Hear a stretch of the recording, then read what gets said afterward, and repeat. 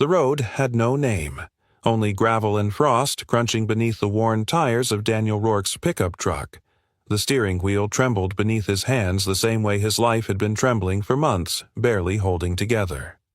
He hadn't spoken in hours, afraid that if he did, his voice might shake too. From the passenger seat came a small voice, light and curious. "Daddy?" "Is it far?" Daniel glanced at the rearview mirror. His daughter Lily, 6 years old, had drawn fog circles on the window with her fingertips. Her stuffed rabbit sat buckled beside her like a second passenger. "Almost there, kiddo," he said softly. "See those trees up ahead? That's our turn." He tried to sound confident, but his chest ached with doubt. Their turn led to an abandoned farmhouse he had bought sight unseen for $15,000, his last $15,000. He told himself it was a new beginning, a chance to rebuild, to give Lily something that resembled a home again.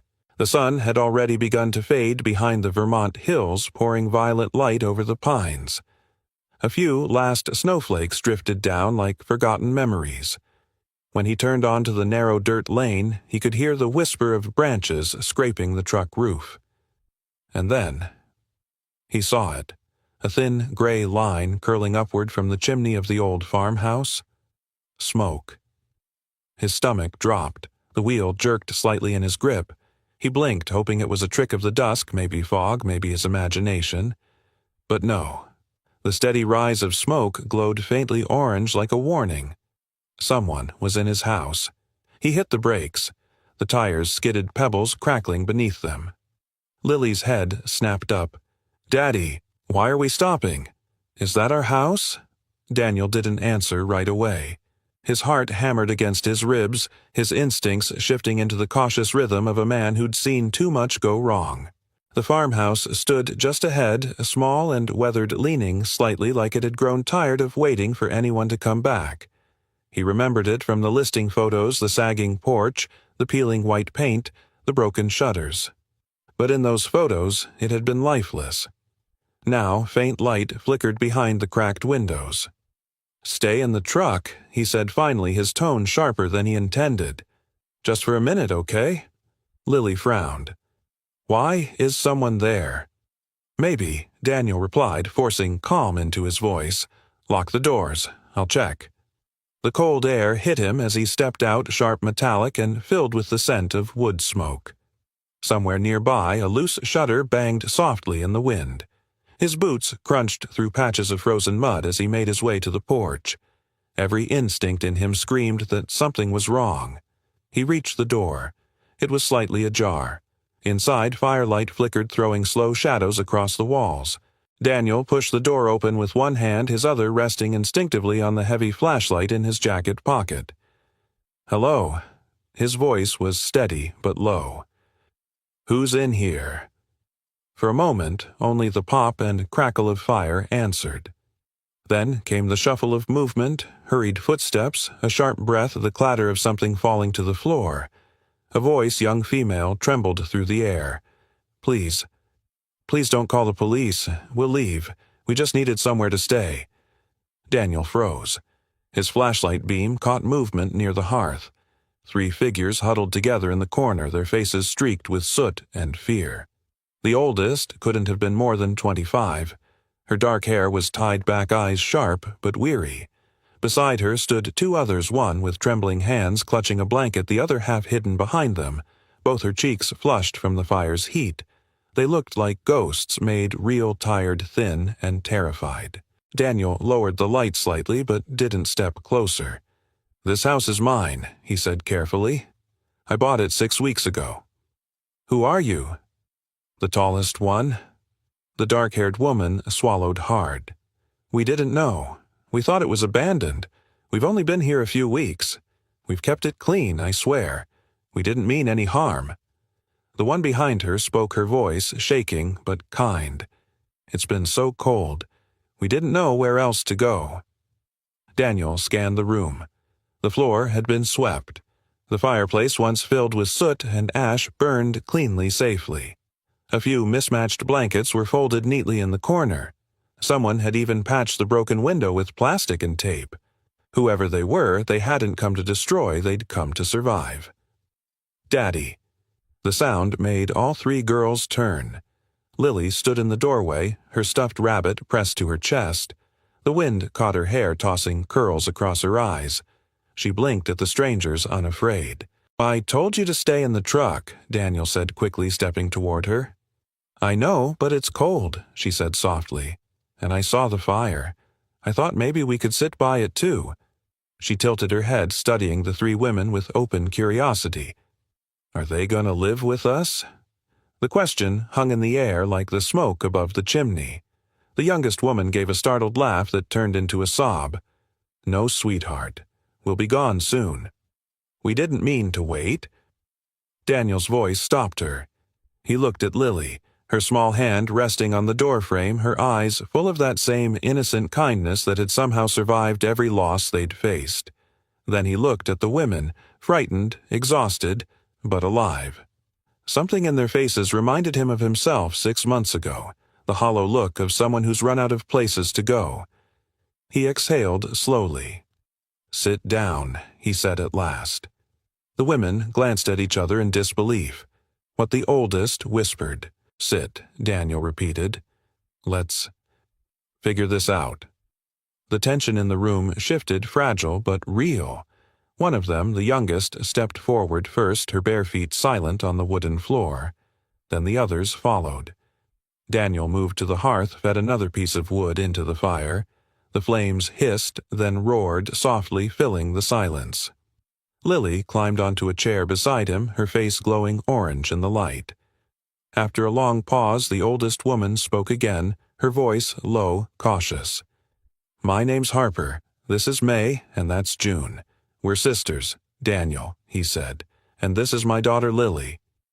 No one smiled, but something eased a thread of human warmth stretching across the space between them. Outside, the wind rattled the shutters, impatient and wild. Inside, the fire crackled like it was holding its breath, waiting. For the first time in months, Daniel felt the faintest spark of something unfamiliar. Not safety, not yet, but possibility. And as Lily leaned closer to the warmth, he couldn't help wondering if maybe, just maybe, this house hadn't been waiting for him to rebuild it, but for all of them. The fire whispered in the stone hearth, sending a thin spiral of smoke toward the cracked ceiling. It filled the silence like a heartbeat, steady, uncertain, alive. Daniel sat on the edge of an old chair, his coat still on hands clasped tight between his knees. Across from him, 3 young women huddled near the fire, their faces lit with flickering gold. They looked half ready to run, like startled birds deciding if they could trust the hand reaching toward them. Lily sat beside him, swinging her legs against the chair, her stuffed rabbit tucked under her chin. Her voice, small but steady, broke the tension first. "Are you cold?" she asked the girl closest to the fire. The youngest June, Daniel thought she'd said, gave a startled smile. "A little," she admitted.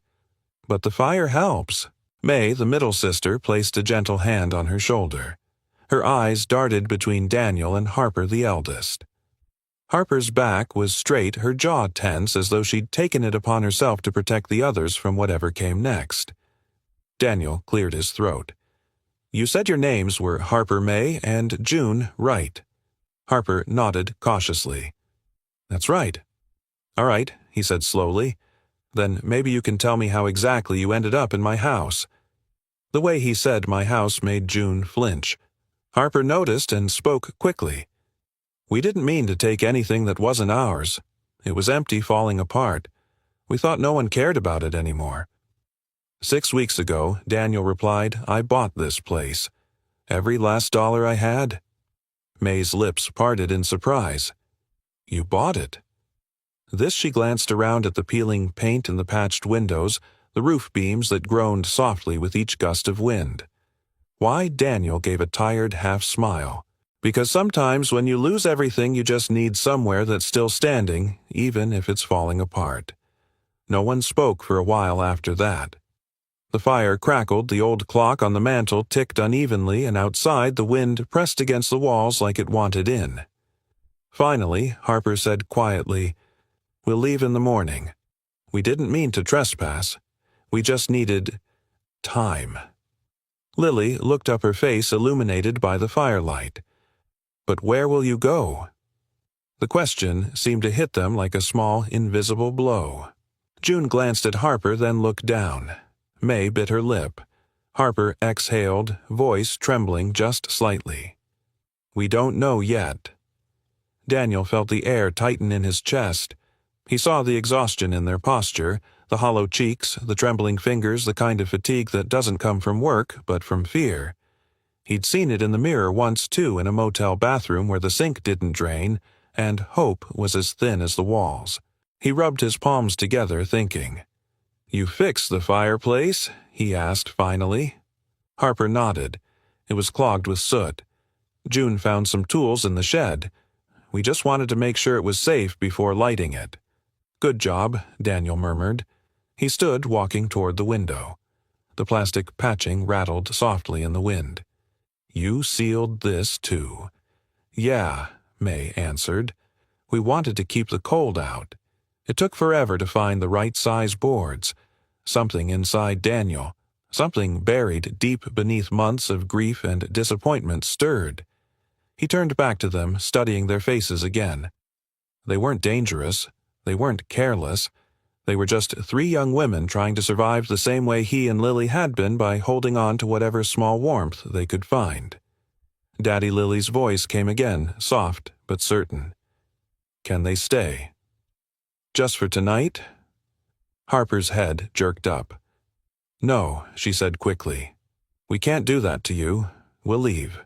I promise." Daniel looked at his daughter. Her eyes were full of quiet hope, the kind that hurt to see because he knew it came from losing too much too soon. He crouched beside her. "Why do you want them to stay, kiddo? Because—" She looked at the three women, thinking. "Because it's cold. And they look sad. Mommy always said we should help sad people if we can." Daniel's throat tightened. For a second, he couldn't breathe. Melissa's voice echoed in his memory, soft, certain, full of the warmth that used to fill every corner of his life. He stood slowly, facing Harper again. "Look," he said, his voice steadier now. "I can't just let you keep living here for free, but I also can't throw you out into the cold. So, here's what I'm thinking." The three sisters looked up at him, confused. "I need help fixing this place. I'm a contractor. Or I was. The house needs new plumbing, wiring, floors, everything. I can't do it all alone." He paused, glancing at Lily. "If you stay, you help with the work. I can't pay you yet, but you'll have a roof, heat, food. We can make it livable together." June blinked disbelief spreading across her face. "You'd really let us stay, Harper?" Hesitated, suspicion flickering in her eyes. "Why?" she asked quietly. "You don't even know us." Daniel met her gaze. "Because 6 months ago, I would have given anything for someone to give me a chance." For a moment, no one moved. Then May wiped at her eyes, whispering, "No one's ever said that to us before."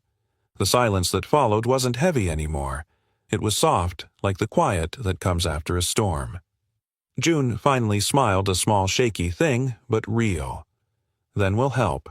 I can cook. Harper's good with her hands. May keeps everything organized. We'll make it work." Daniel nodded, though he knew what he was doing made no sense. He was trusting three strangers who had broken into his house. But something about the way they sat together, shoulders touching, protecting one another even now, told him he wasn't wrong. "All right then," he said. "We'll start fresh tomorrow. Tonight everyone gets warm, eats something, and rests." Lily clapped her hands, once delighted. "Does that mean they're staying?" Daniel smiled faintly. "For now." He turned back to the fire, tossing another log into the flames. It caught instantly, flaring bright before settling into a steady glow. As Harper and May quietly gathered their few belongings into neat piles, June hummed under her breath a tune Daniel didn't recognize, soft and hopeful. Lily leaned against his arm, already half asleep. The farmhouse creaked around them, its old bones adjusting to the sound of human voices again.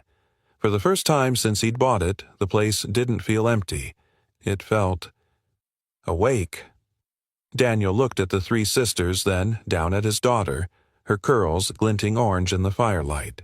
He thought of Melissa, of everything he'd lost, and then unexpectedly of everything that might still be waiting. He didn't know what tomorrow would bring. But for tonight at least, the smoke rising from the chimney wasn't a warning anymore. It was a sign of life. The night settled around the farmhouse like an old blanket, thin frayed but warm enough to keep them breathing. The fire sank low, whispering through embers.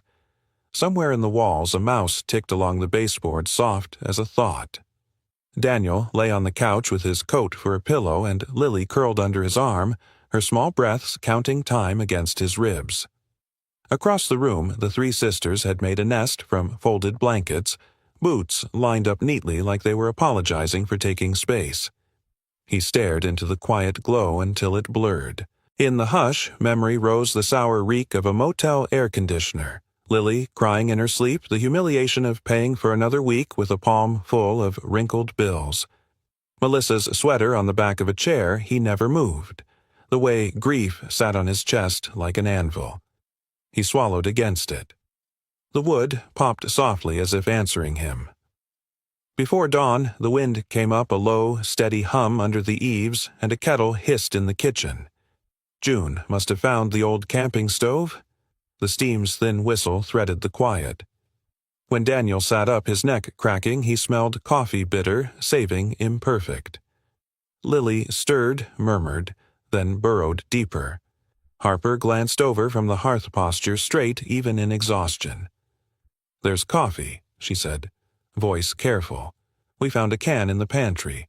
Not expired by much." Daniel almost laughed. Not expired by much is still coffee. He rose, pulled the coat tighter around his shoulders, and crossed the floor. The boards answered with familiar creaks. June handed him a tin mug, hands chapped but steady. "Thank you," he said. The heat seeped into his fingers. The first sip clawed and then soothed. He let the quiet hold a beat longer, the way you hold a breath before you jump. "I meant what I said last night," he began. "About a trade. I won't throw you out into the cold, but I can't pretend this isn't my house or that I don't have a daughter to protect. So if we try this, we do it my way." Clear. His voice wasn't unkind, but it left no room to wander. Harper nodded slowly. May tucked hair behind her ear eyes, flicking to Lily and back. June's hands wrapped the kettle handle like a talisman. "Ground rules," Daniel said. "One honesty. No surprises. If you need something, ask. If you mess something up, tell me." He looked at each in turn. "Two work. Everyone pulls weight. This place needs wiring, plumbing, floors, insulation. It is not safe until we make it safe." June lifted a tentative hand. "I can cook and do food runs, and I'm strong. I can carry whatever you need." "Good," Daniel said, then turned to Harper. "You figured out that fireplace in a night. That tells me you're careful, and you learn fast." Her shoulders eased a fraction. "I'm good with tools if someone shows me once. I did set design in school, and I don't cut corners. Music to my ears." He faced May. "What about you?" May took a breath. "I'm not a builder, but I'm organized. I can make lists, schedules, budget handle calls, paperwork permits, details that keep things on track." "She's a human spreadsheet," June said softly, pride sneaking through her caution. May's mouth curved. Rude, but true. Daniel nodded. "Then this could work. 3 safety. We don't touch electrical without me. We don't climb alone. We don't guess on gas lines. If something feels wrong, it probably is." Harper's jaw set. "Agreed. 4, Daniel added softer. Respect. For each other. For Lily. For the house. We keep it clean as we go. We don't shout unless something's falling." June's laugh was a small bell in the cold room. The sound lightened everything. "And 5, Daniel said the last one heavier than the others. We're not family. Not yet. We're strangers trying to build something livable out of what's left. That means we protect this, whatever this is. No drama we can avoid. Speak up before resentment grows teeth." Silence held them. The wind pressed its palm to the windows. The kettle ticked as it cooled.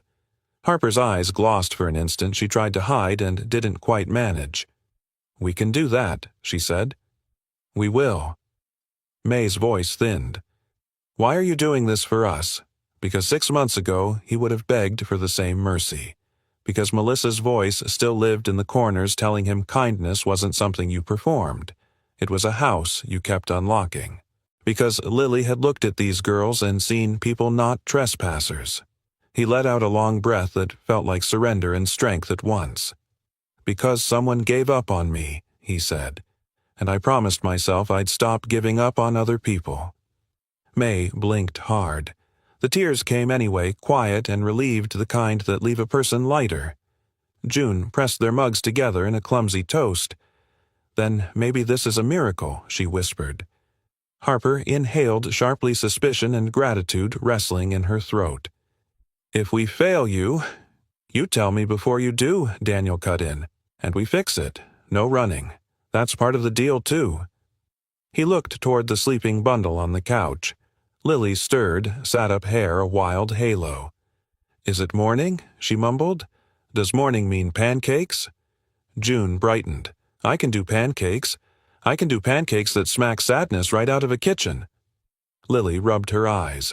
"That's the kind I like." She squinted at Daniel. "Are they staying?" He knelt so they were eye level. Her breath smelled like sleep. "They're staying," he said. "But we're all working.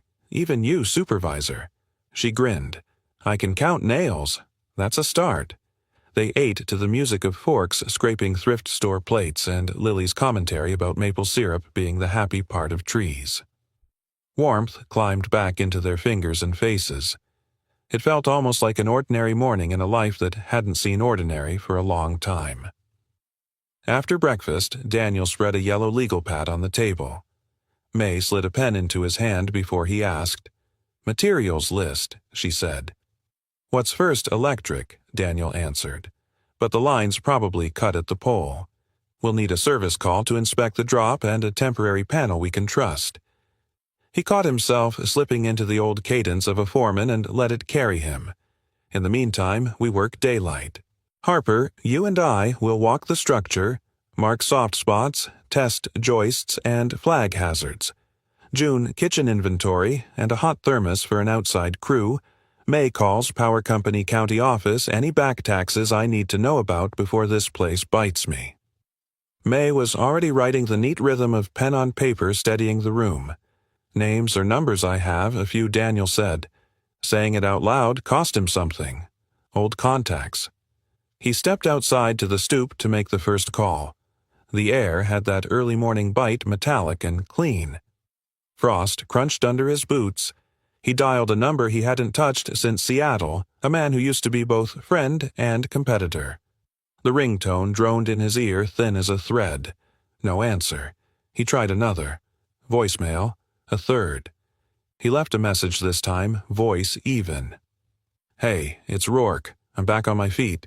Need a consult on a rural temp setup. Call me." When he came back in, Harper had rolled up her sleeves.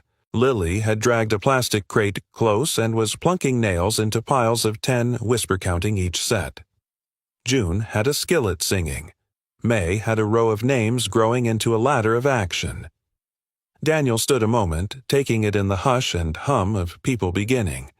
The house seemed to tilt toward them, listening.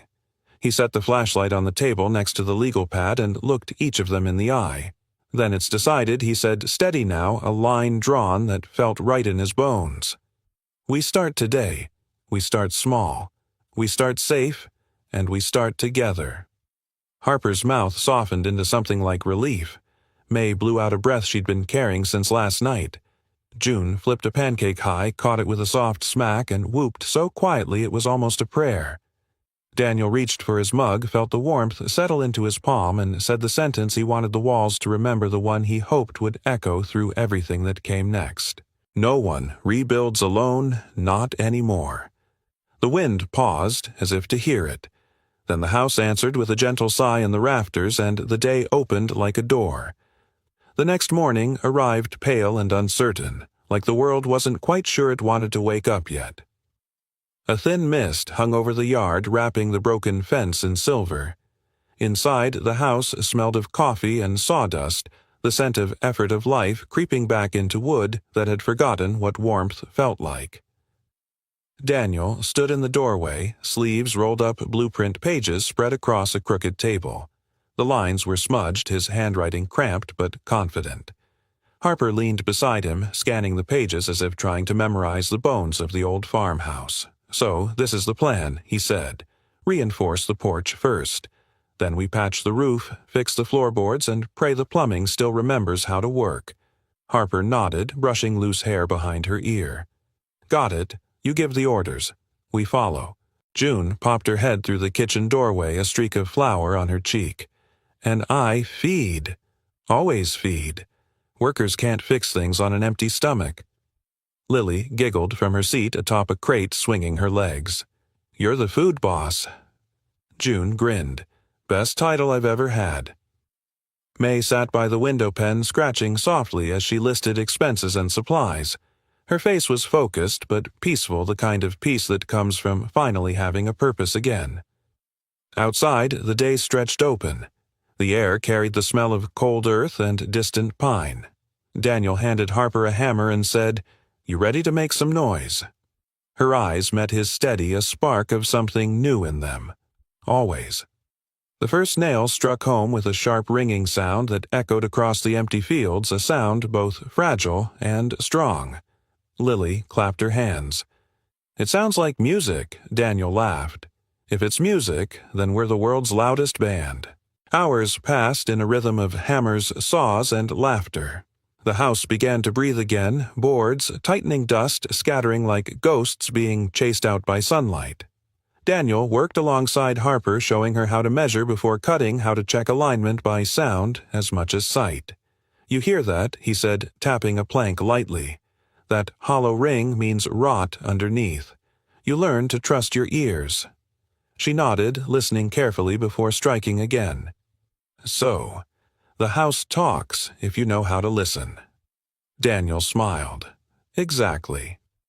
May joined them, mid-morning, sleeves rolled up, notebook forgotten on the porch. She sanded window frames, careful and precise, humming under her breath. June's laughter carried from the kitchen as she discovered the oven actually worked mostly. And Lily, their smallest foreman, inspected every nail. "Daddy, that one's crooked," she said, pointing.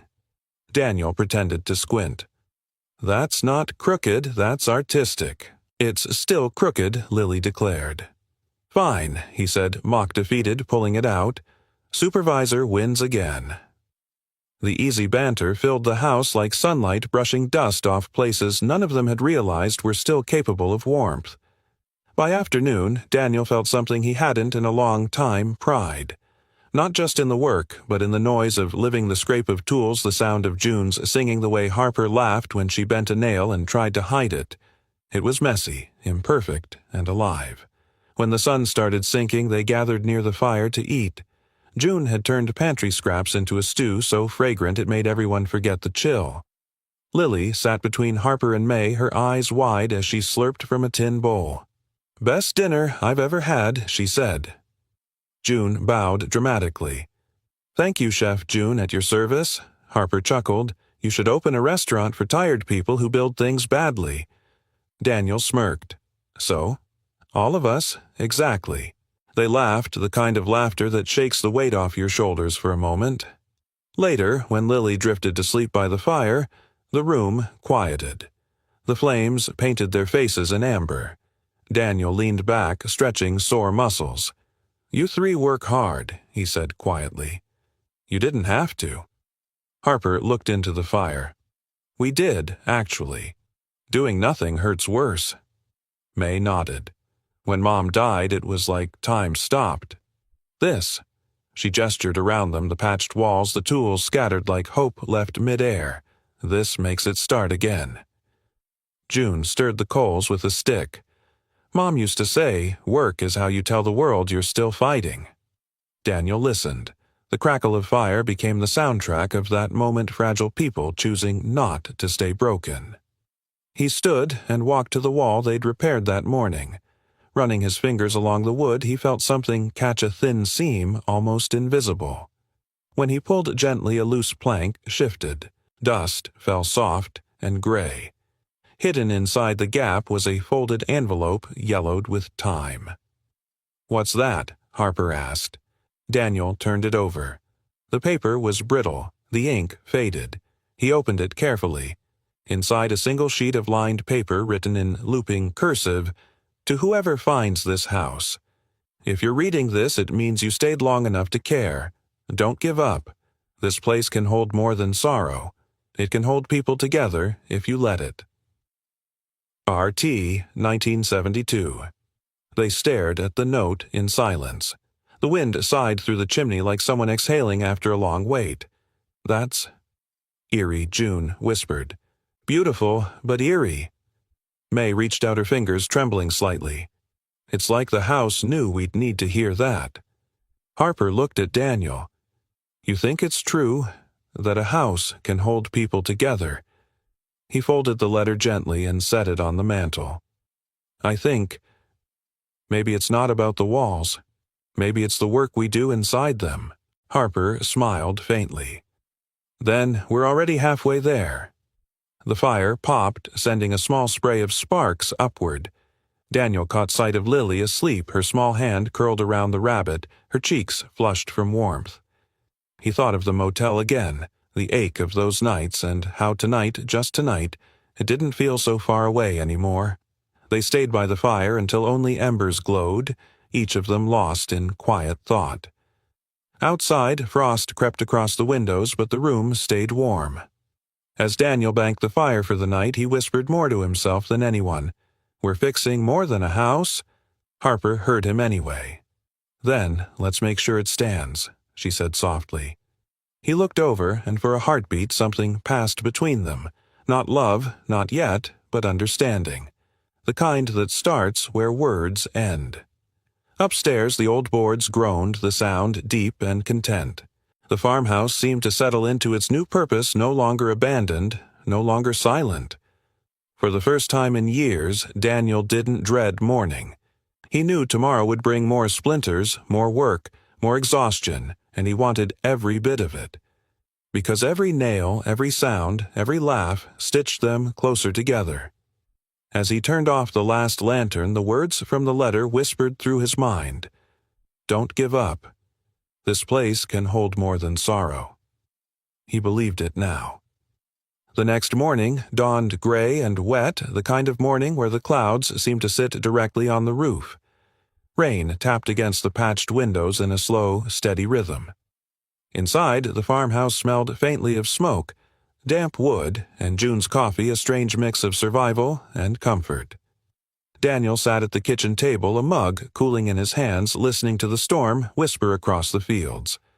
Every creak in the walls sounded like a memory trying to speak. Harper was near the window, staring out into the drizzle. Her reflection looked softer than usual, but her jaw was tight. "The roof's holding," she murmured almost to herself. Barely, Daniel replied. "We'll need to replace half the shingles before winter." "We will." Her voice had that quiet certainty that left no room for argument. Behind them, June hummed as she fried something that smelled suspiciously like canned corned beef. "Breakfast of champions," she announced.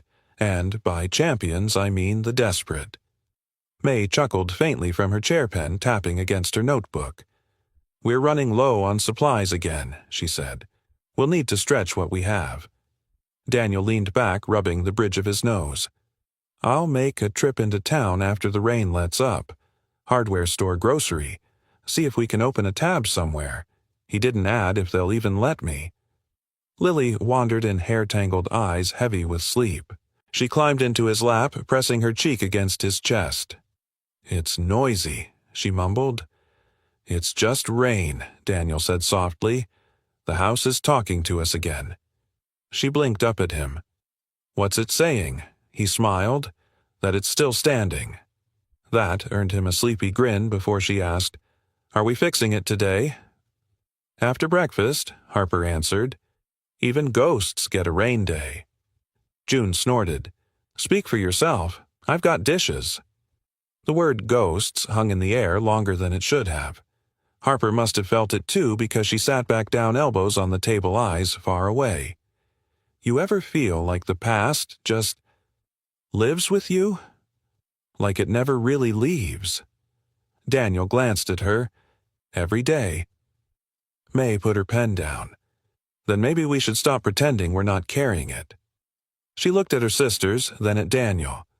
We've all been pretending we're just tired or unlucky, but we're more than that. We're survivors of things that broke us. Silence. Only the rain answered. It was Harper who finally spoke. Our mom worked at a grain mill outside of Montpellier, she began. Long shifts, night shifts didn't matter. She used to say the machines never stopped because people's hunger never stopped. Her voice thinned. Last year, one of the machines jammed. The safety lock failed.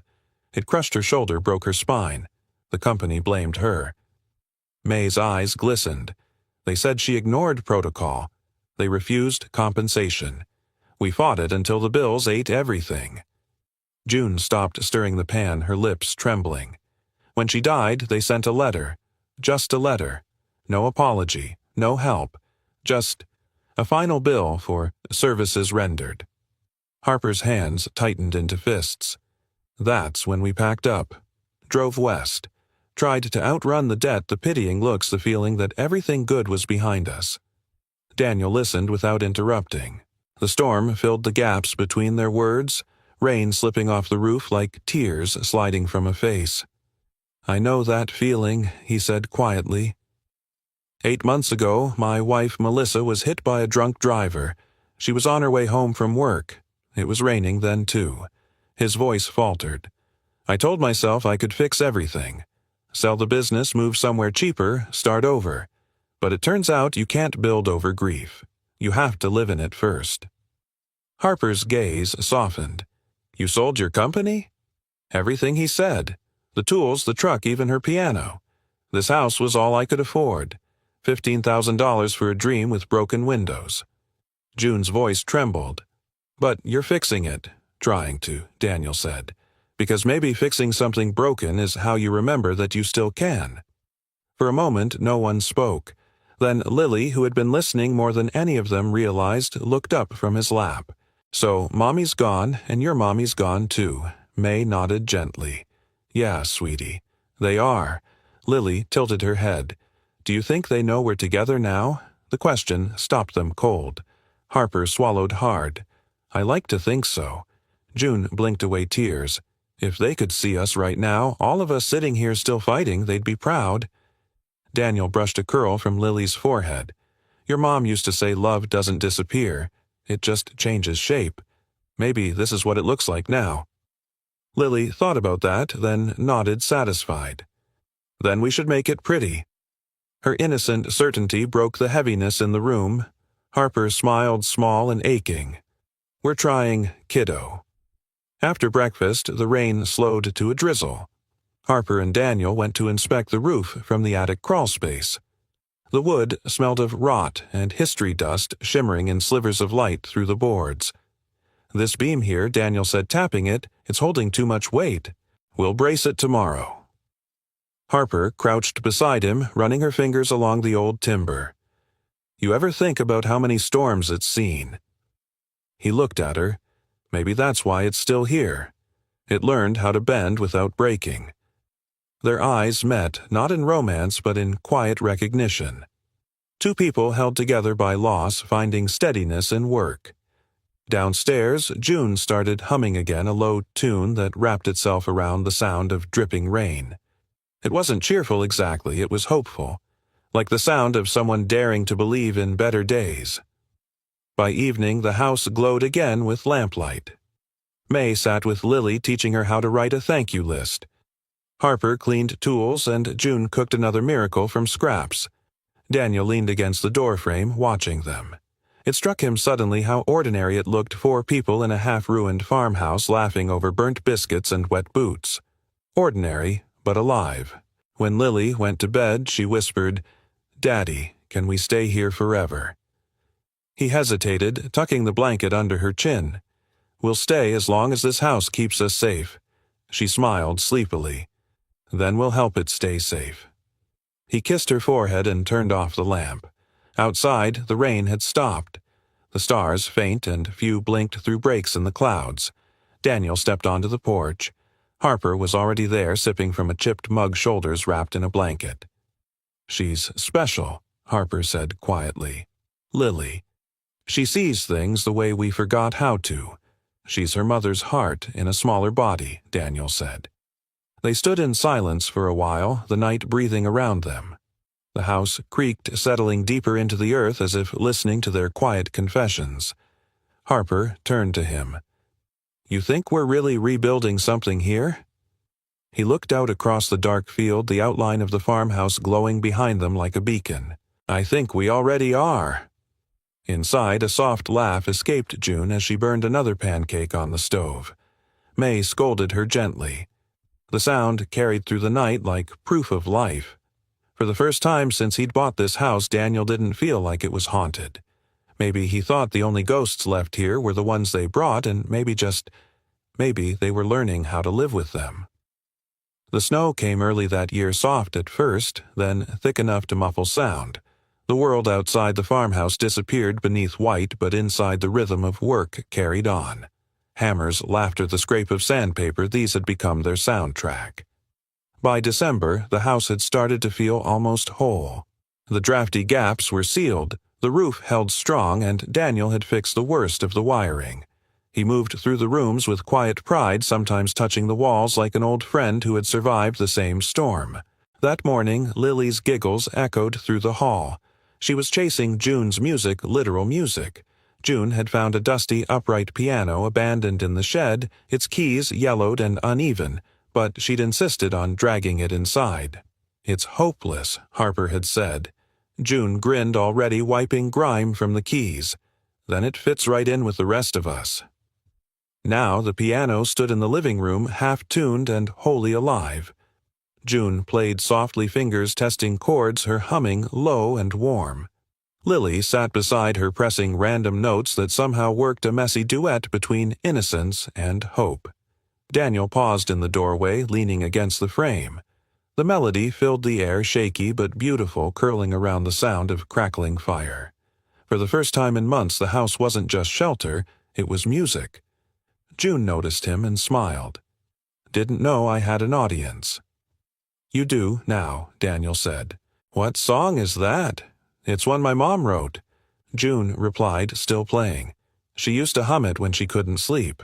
Said it reminded her that everything broken still makes a sound. Lily looked up at her. "Can you teach me?" "Of course, tiny apprentice." June winked. May entered holding a clipboard and a steaming mug of tea. "If you're teaching Lily, then at least teach her rhythm. She claps on the wrong beats." "I do not," Lily protested. Harper, passing through with a bundle of nails, added dryly, "You both do." The laughter that followed was light, unguarded, the kind that happens only when people stop holding their breath around each other. That evening, the snow thickened. The world outside went quiet again, and inside they gathered by the fire. June brewed cocoa from powdered milk, and Lily announced she was now officially the assistant piano teacher of Vermont. When the laughter faded, Harper leaned her head against the wall. "You know what's strange," she said softly. "It's been months since I've woken up scared. I used to dream we were still running. But lately, when I dream I see this house." Daniel nodded. "I know that kind of quiet. It's rare. Feels fragile." May sipped her cocoa. "That's because we're learning how to be safe again. Safety's not walls. It's people." Daniel looked at her. "Did you learn that from your psychology classes?" She smiled faintly. "No, I learned it from watching you and Lily." Her words hit deeper than she probably meant. Daniel stared into the fire, its light pulsing across his face. There was still a part of him that couldn't believe this life, this accidental family, was real. After Lily went to bed, he found himself in the kitchen, sorting through bills and sketches. He was halfway through calculating insulation costs when a soft knock came from the doorway. It was Harper. She wore a gray sweater, her hair loose for once, her face pale in the lamplight. "You ever stop working?" she asked. Not if I can help it, Daniel said. She stepped inside, folding her arms. May's worried about money again. She won't say it, but I can tell. She's been skipping meals. Daniel frowned. We'll get through. I've got some old contacts in Burlington who might throw me a small job once the snow clears. And until then, he said we keep fixing this place. Work keeps us moving. Hope follows motion. Harper leaned against the counter studying him. You sound like someone who's been running on hope for a long time. He smiled ruefully. It's the only thing I've got that doesn't need electricity. Her laugh was soft, reluctant. You know, when we first met you, I thought you were crazy. I probably was, he admitted. But... She hesitated. You took us in when no one else would. You didn't ask for anything back except honesty and work. A kind of kindness, it's rare. Daniel looked at her, trying to read what sat behind her words. There was gratitude, yes. But there was also something gentler, something beginning. Before he could answer, a faint melody floated through the house, June playing again. It was the same tune from earlier, but slower, more deliberate. Each note lingered like a heartbeat. Harper turned toward the sound. That song. She used to play it when Mom was in the hospital. I hated it back then. Why? Because it meant Mom couldn't sleep. Because it meant she was in pain. Her voice caught. Now it feels different, like she's still here somehow. Daniel reached for the kettle, buying himself a moment before speaking. Maybe she is, in the ways that matter. Harper smiled through the shimmer in her eyes. You really believe that I have to, he said. Otherwise I'd never get out of bed. They stood there a moment listening. The house seemed to breathe with the music walls creaking softly, pipes humming, faintly wind tapping the windows in time. When the last note faded, June's voice called from the living room. Hey, we're taking song requests, Harper laughed, wiping her eyes. You got anything cheerful? Define cheerful, June shouted back. Lily's small voice followed. Play the happy one, the one with the jumping parts. June struck a few bright chords, and laughter rippled through the house again. Daniel shook his head, smiling. Later, after the girls had gone to bed, Daniel sat alone in the living room. The fire had burned low, casting long shadows.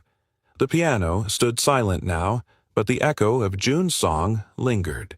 He thought of Melissa, of her laughter, her quiet singing while cooking dinner, her habit of leaving little notes in his toolbox. He wondered what she'd think of this unlikely family he'd built without meaning to. A gentle creak broke his thoughts. He turned. May stood at the top of the stairs, wrapped in a blanket. Couldn't sleep, he asked. She shook her head. Too much noise in here. She tapped her temple. But good noise for once. He nodded. You're not the only one. She smiled sleepily. You know, Daniel, Mom used to say every storm leaves its own kind of music behind. Maybe that's what this is. The sound of what survived. Her words landed softly like snow.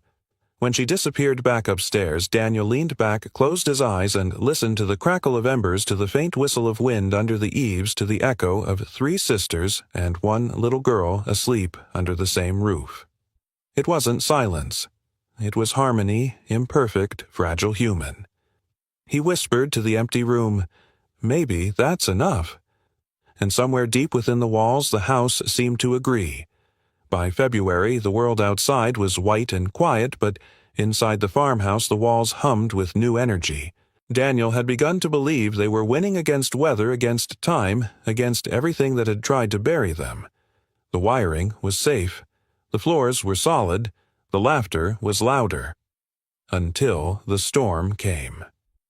It started at midnight, a low growl of thunder rolling across the Vermont hills, followed by the sharp ping of ice pellets against the windows. Daniel woke to the sound of wind forcing its way through the old seams of the house. He sat up, heart thudding, already listening like a man who expected bad news. Then came the drip. One at first, then another. Slow, deliberate, right above his bed. He swung his legs to the floor and stepped into icy water. Damn it, he muttered. He grabbed a flashlight, its beam slicing through the dark. The roof was leaking a narrow but steady stream tracing down the wall. He followed it up the stairs to the attic. The door groaned when he pushed it open, releasing a draft of cold that bit into his skin. Inside, water seeped through a crack near the ridge beam, falling onto insulation like soft applause. Daniel's breath fogged in the beam of light. He pressed a hand against the wood, soaked through. The patch they'd made last month hadn't held. Behind him came the faint creak of a floorboard. Daniel Harper's voice, half asleep but steady. She appeared in the doorway, wrapped in a blanket, flashlight in hand. "What's wrong?" "Roof's giving in," he said. "I thought we fixed this section." She stepped closer, frowning at the leak. "We did. Must have shifted with the ice." A crash of wind rattled the windows below. Daniel ran a hand through his hair. "I should have seen this coming." Harper's tone softened.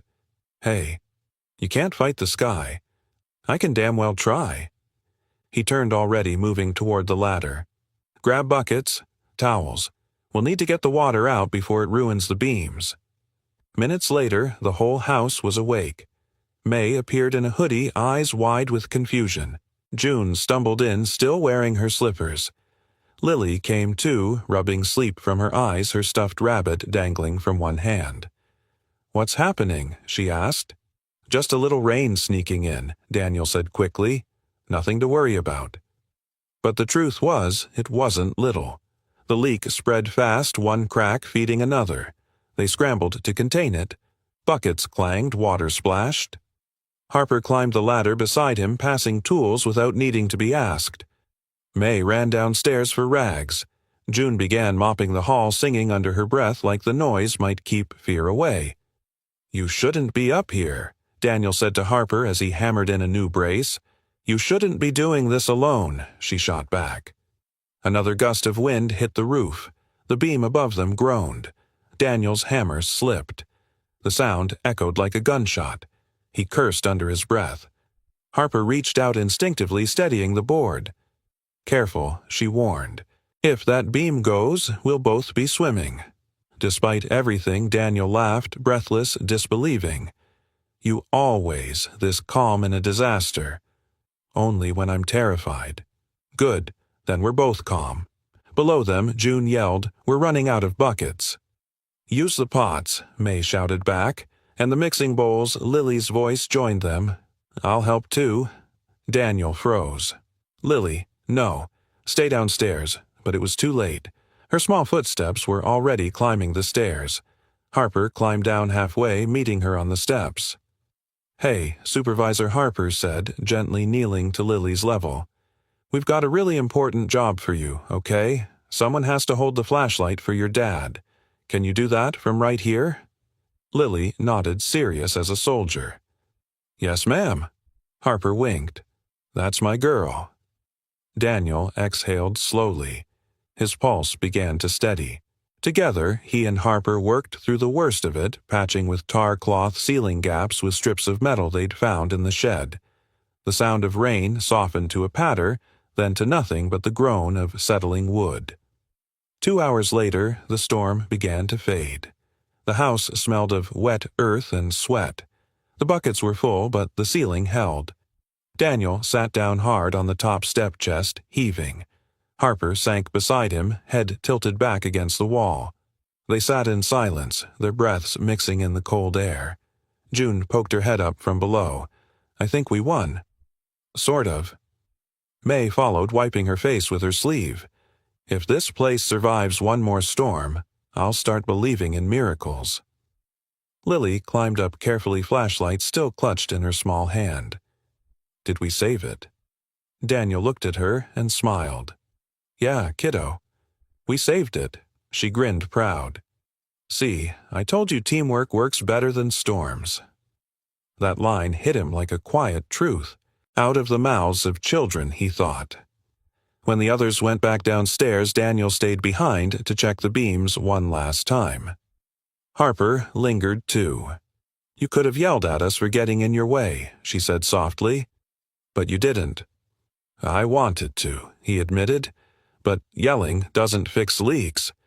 Harper smiled faintly. "You're learning." He glanced at her. You sound surprised. I'm not, she said. Just proud. The word landed heavier than either expected. For a moment, the silence between them wasn't awkward, it was full.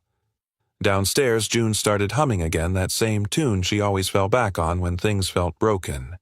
The melody drifted up the stairs, wrapping around them like a lullaby for the exhausted. Harper rubbed her hands together for warmth. You ever think about how strange it is? How 4 people who didn't even know each other 6 months ago are now fixing leaks at 2 a.m. like a family. Daniel smiled. I think about it every day. You think it'll last? He looked at the patched roof, the buckets lined like trophies, the faint light of dawn creeping through the cracks.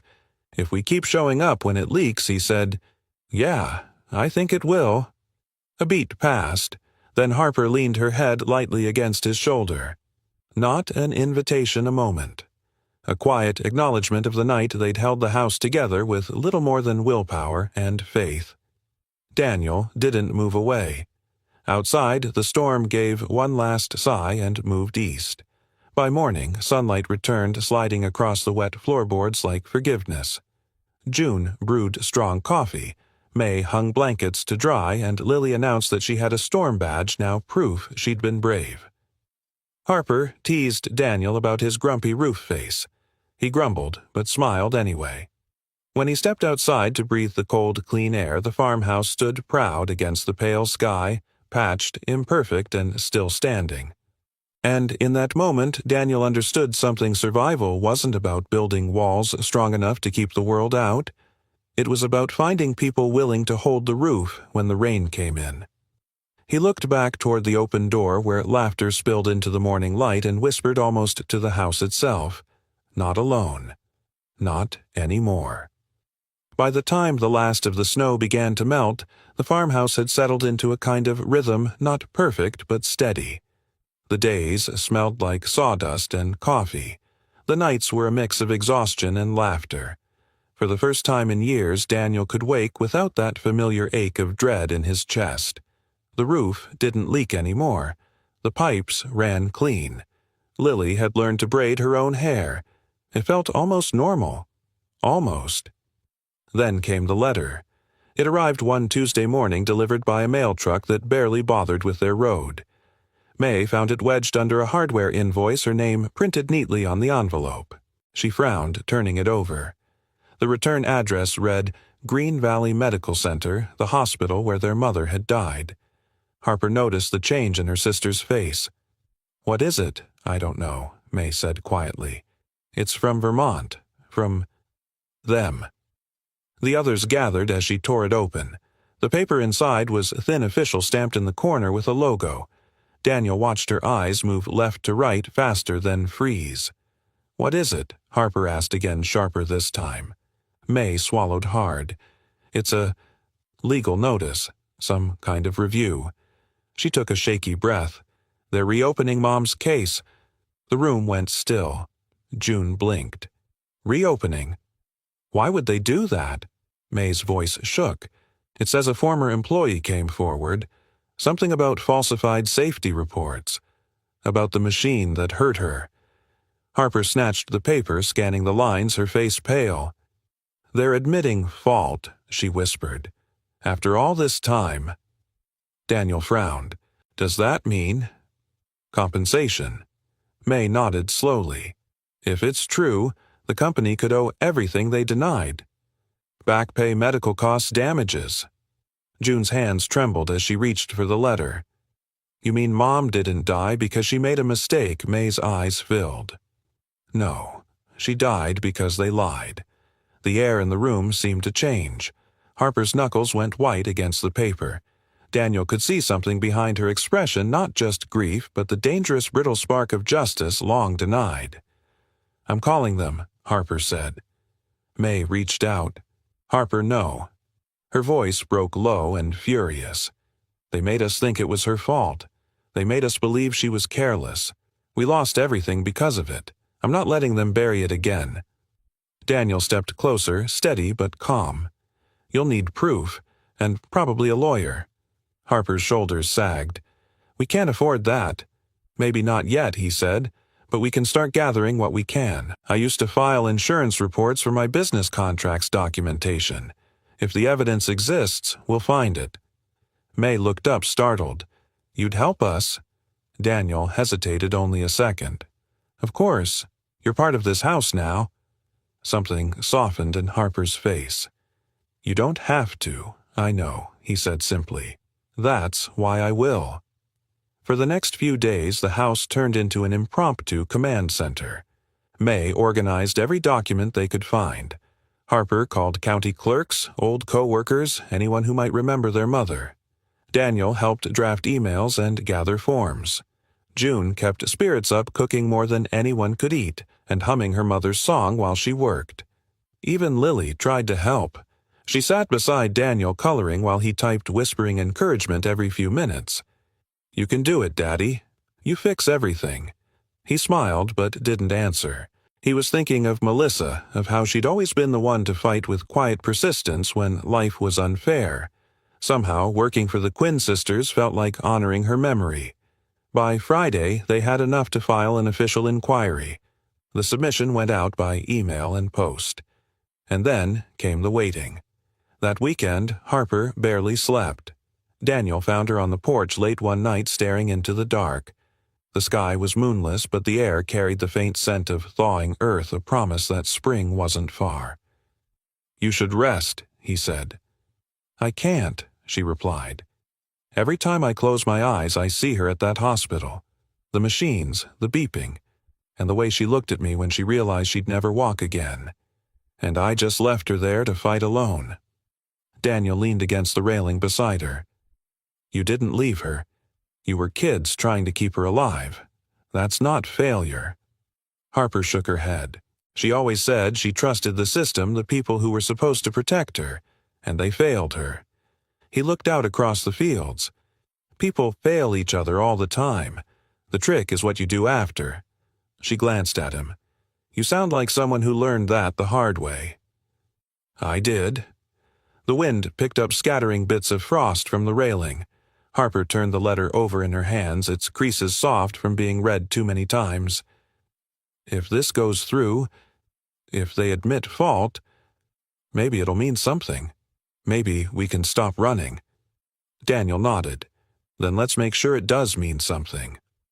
A week later, the phone rang. May answered. The call was from the legal office representing the hospital. They confirmed the reports a machine part had been defective for years. Records were altered to hide it.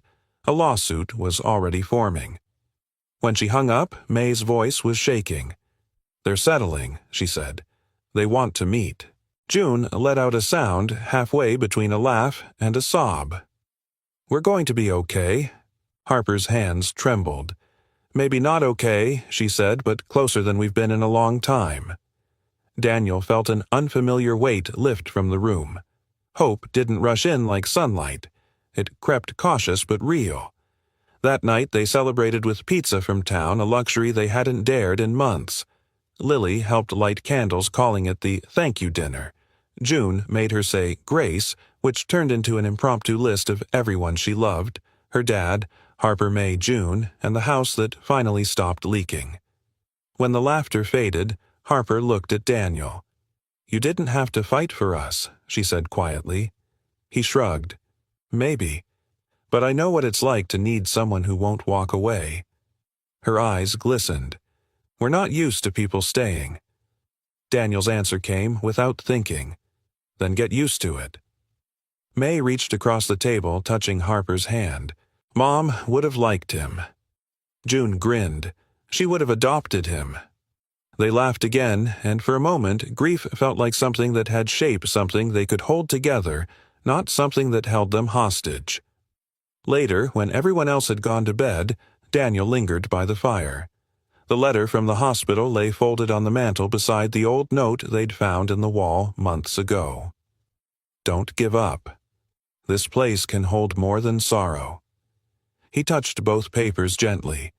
The one from the past, the one from the present.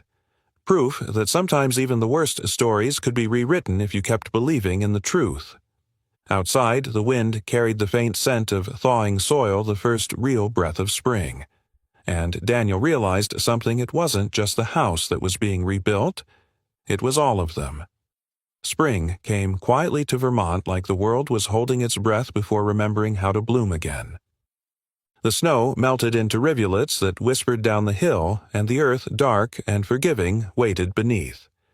Around the farmhouse, the smell of wet soil mingled with sawdust, and for the first time, green pushed through the brown. Daniel stood on the porch that morning, mug in hand, watching sunlight stretch across the yard. The house behind him creaked in its usual way, but now it sounded less like protest and more like a sigh of contentment. Inside, he could hear the faint clatter of dishes, June's humming Lily's voice rising with questions about everything, always everything.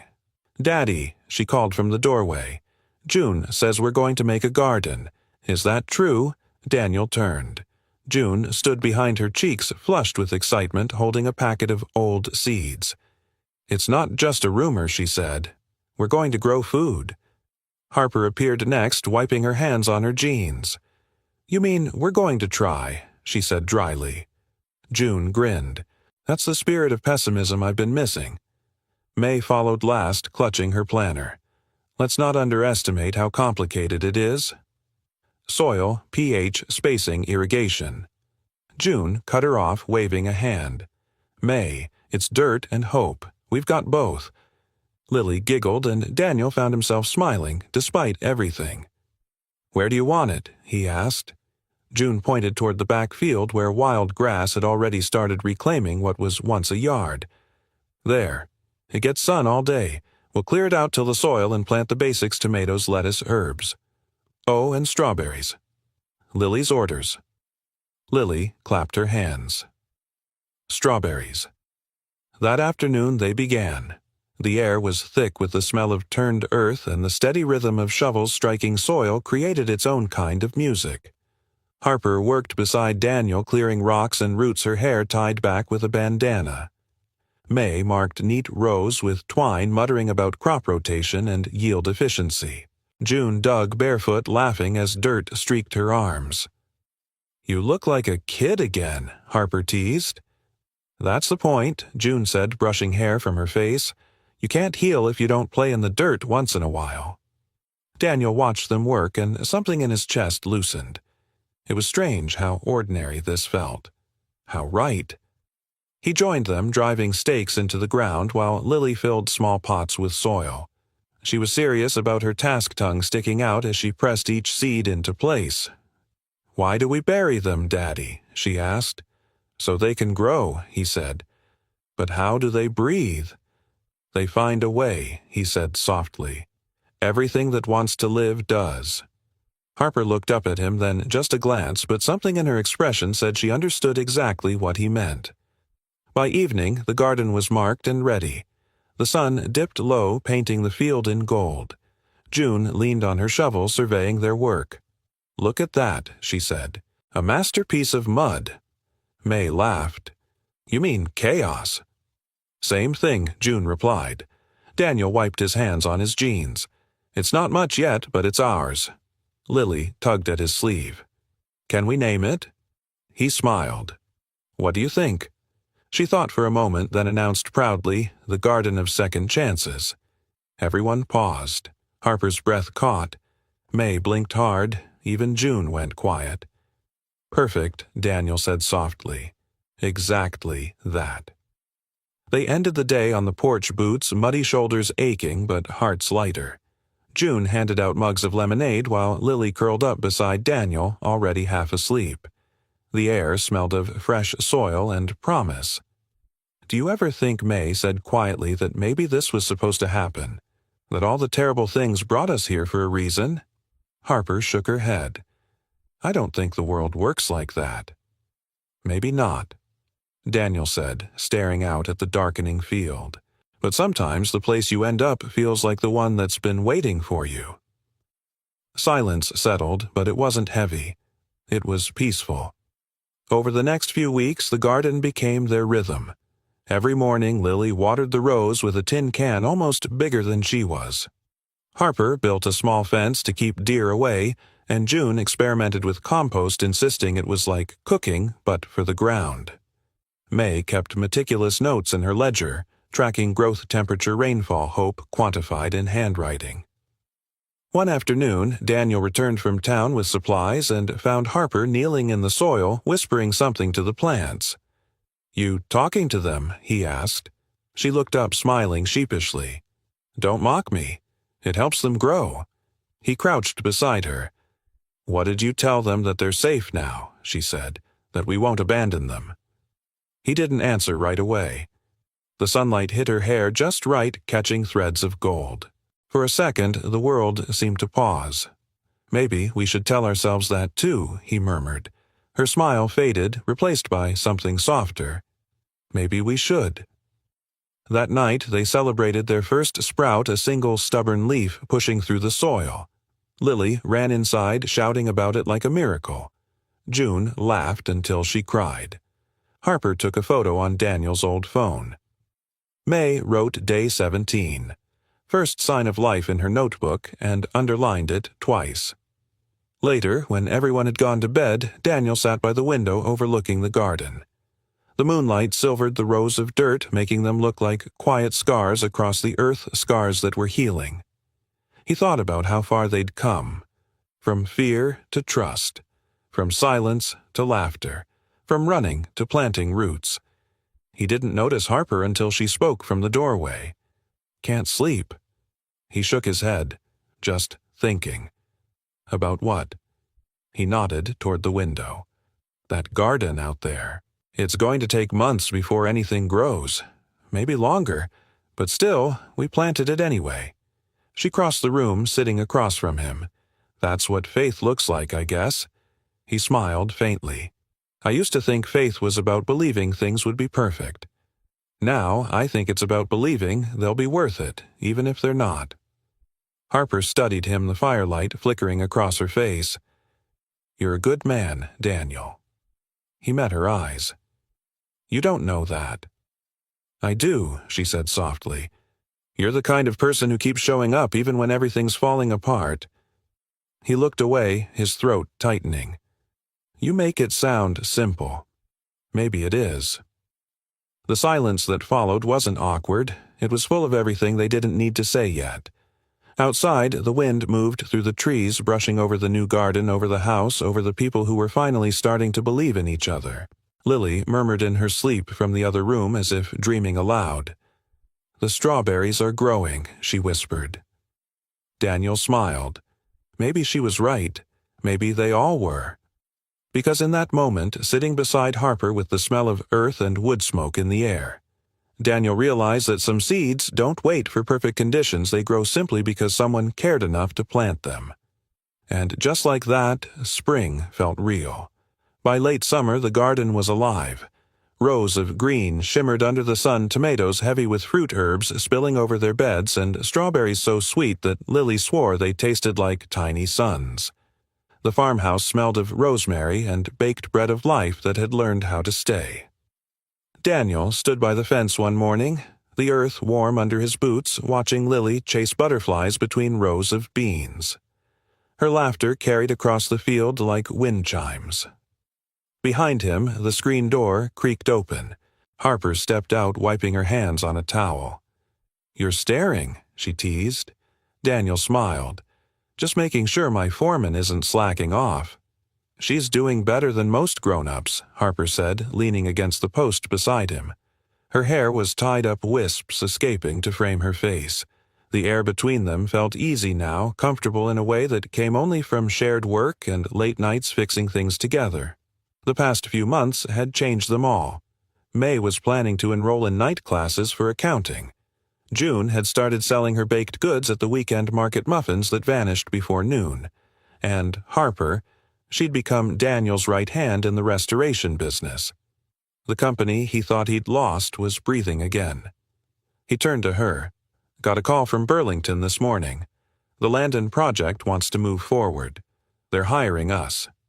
Her eyes widened. "Seriously?" Daniel nodded. "They said they liked our hands-on integrity. I think that's code for we can't afford the fancy guys." Harper laughed. "Still, that's amazing." "You did it." He shook his head. "We did it. Couldn't have done any of this without you." For a second, she just looked at him, and in that small silence was something fragile, something waiting. Before either could say more, June's voice rang out from the porch. "Lunch is up, and it's actually edible this time," Lily shouted from the field. "That's not true. Last time it was great." June laughed. "See, a real critic." They all gathered around the table outside wooden planks Daniel and Harper had salvaged from an old barn. May brought lemonade. June served sandwiches. Lily added wildflowers to the center, insisting every meal deserved decoration. Conversation flowed easily until May, ever the pragmatic one, broke the gentle rhythm. "We need to talk about what's next," she said. "The house is nearly finished, the garden's thriving, the business is running. What do we do now?" June grinned. "We live, May. That's what we do. I mean, long term," May clarified. "We can't all just stay here forever, can we?" The question hung in the air. Harper looked down at her plate. Why not? Because May said softly, maybe the whole point of rebuilding was to move forward. Daniel felt the words settle in his chest. She was right, and yet the thought of change, of losing this strange, beautiful chaos, twisted something inside him. He cleared his throat. "There's no rule saying moving forward means leaving behind. Maybe it's just about expanding what we've built." Lily, who had been listening, quietly piped up, "We can build another house, right next to this one. For everyone." They all laughed, but Harper's smile didn't quite reach her eyes. Later that evening after dinner and dishes and Lily's endless bedtime story, Daniel found Harper on the porch again. The sky was painted in deep blues and fading golds. Fireflies drifted near the grass, blinking like tiny lanterns. "You've been quiet," he said. She didn't look up. "May's right, you know. We can't stay frozen here. The settlement from the lawsuit came through last week. It's enough for us to start over anywhere we want." Daniel leaned against the railing. "Anywhere," she nodded. "A house near town. Maybe start a business. A real one. May's good with numbers. June's already halfway to being a chef. We could finally stop scraping by. And you," he asked gently, "what would you do?" She smiled faintly. "I don't know. Maybe design houses instead of fixing them. Maybe plant gardens that never had to start over." He looked out at the field, the wind moving through it like water. "You deserve that, Harper." "All of you do." Her voice softened. "You say that like you won't be there to see it." Daniel turned toward her, the porch light catching his face. "I just don't want to be the reason you don't take the next step." She held his gaze. "And what if you're the reason I want to stay?" The air between them stilled. The chirp of crickets filled the silence. Daniel swallowed hard. "Harper." "Don't," she said quietly. "If this is wrong timing, I understand. But I needed you to know. I've spent months pretending it was just about gratitude, but it's not. I care about you, Daniel. Not as the man who saved us, but as the man who lets people save him back." He exhaled slowly, his heart thudding against the quiet. "I don't know what I'm supposed to say," he admitted.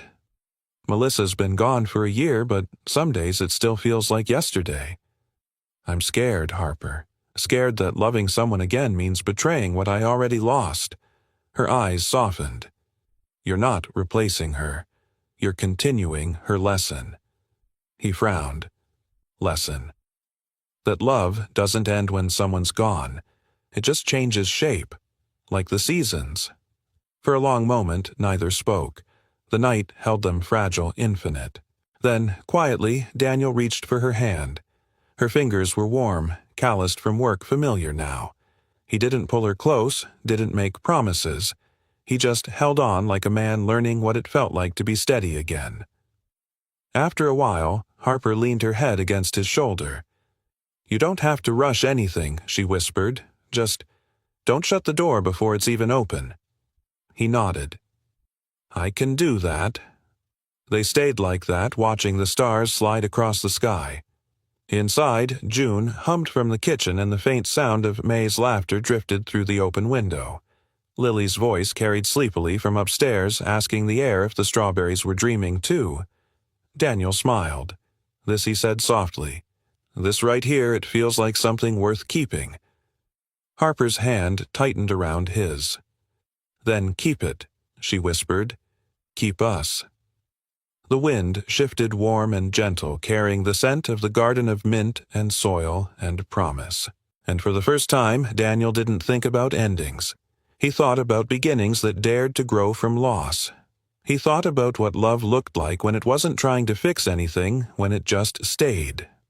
The stars above the farmhouse burned brighter, and the house itself seemed to breathe with them, alive, listening, whole.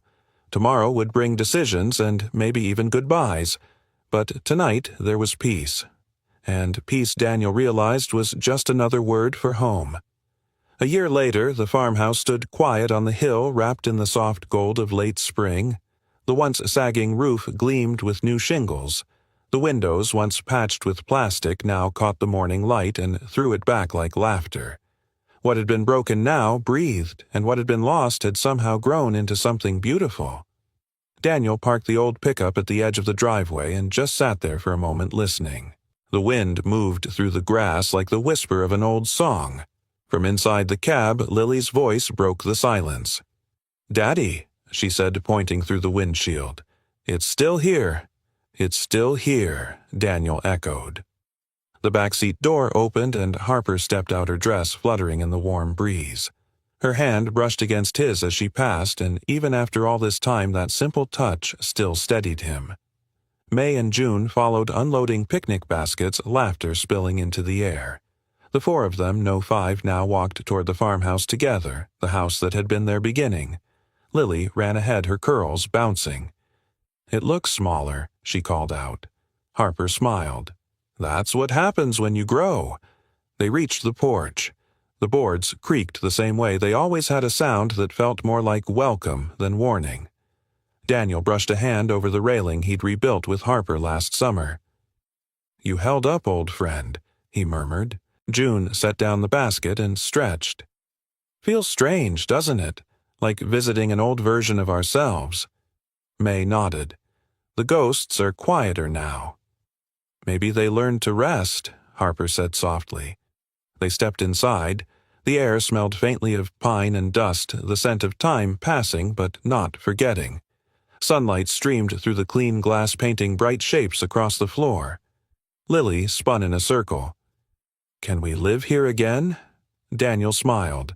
"We already have a home, kiddo." But this one started everything Lily said. "It's like where we became us." Her words caught Harper off guard. She blinked quickly, her eyes softening.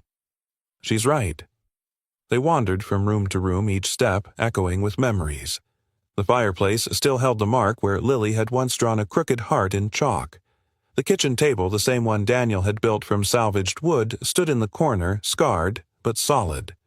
Harper ran her hand along its edge. "Remember the night we thought the roof would cave in?" Daniel chuckled. "And June declared we were all going to die artistically." June laughed from the doorway. "I stand by that. If you're going out, go out creative." They lingered in the living room where the light was strongest. Daniel's eyes fell on the mantel. 2 framed photos stood there, now placed during one of their last visits. One was of Melissa smiling beneath a summer sky. The other was of the Quinn sisters, mother hands covered in flour, mid-laugh. Between them sat the yellowed note they'd found in the wall so long ago. "Don't give up. This place can hold more than sorrow." Harper noticed him looking. She reached for his hand. "I think it's time," she said quietly. He nodded. From the picnic basket, May pulled out a small envelope. Inside was a deed transfer. The farmhouse was now registered under the Second House Co-op. A place for people starting over. A place for anyone who needed a chance. "They'll come here?" Lily asked, peering up at them. Harper knelt down, tucking a strand of hair behind Lily's ear. "Yes. People who've lost their homes, their hope. They'll rebuild like we did. And when they're ready, they'll move on, too." Lily considered that, then smiled. "So it's like the house gets to help again."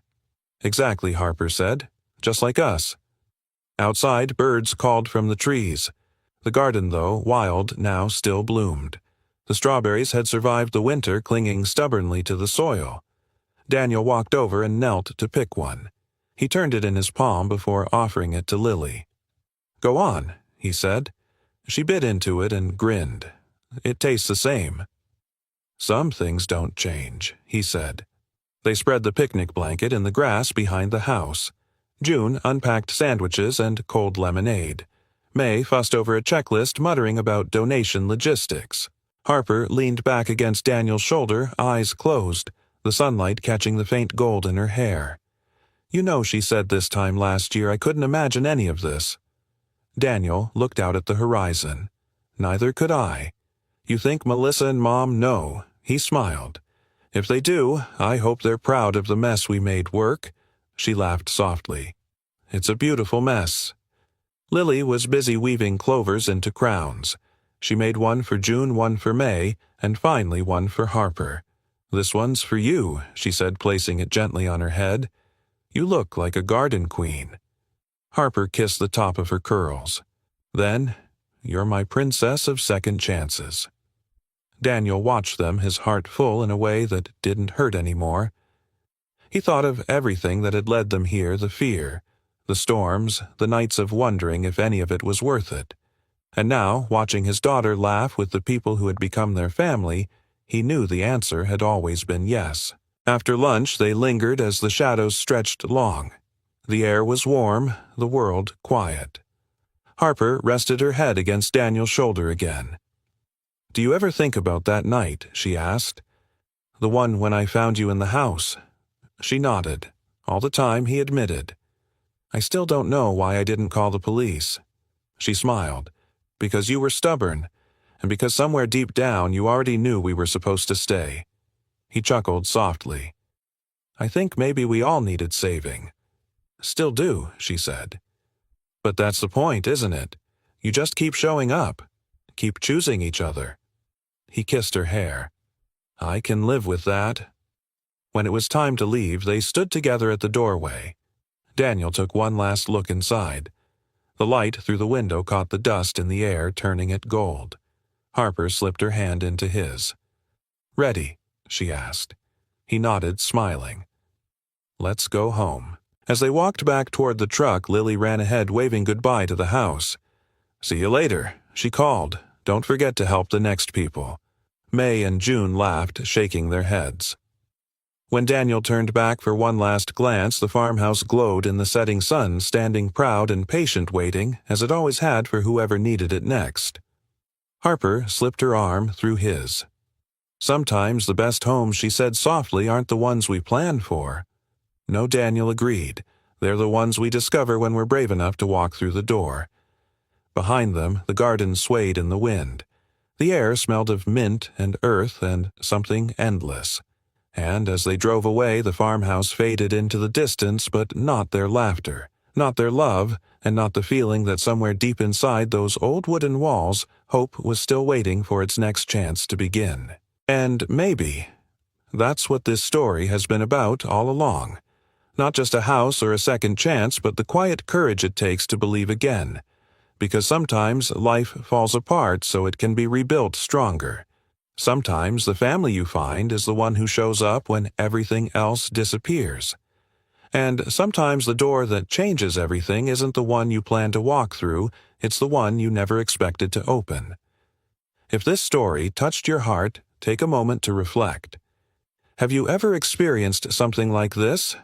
A moment when compassion, faith, or a simple act of kindness changed your life, or someone else's? Share your story in the comments below. We'd love to hear where you are listening from and how far these stories travel to reach you. And if you believe in second chances in love that grows through broken places, don't forget to like this video, subscribe to the channel, and turn on notifications so you never miss the next story that might just find you. Thank you for spending this time with us, for listening, for feeling, and for believing that goodness still exists. Until next time. This is the House of Second Chances, reminding you that hope like a home is something we keep building together.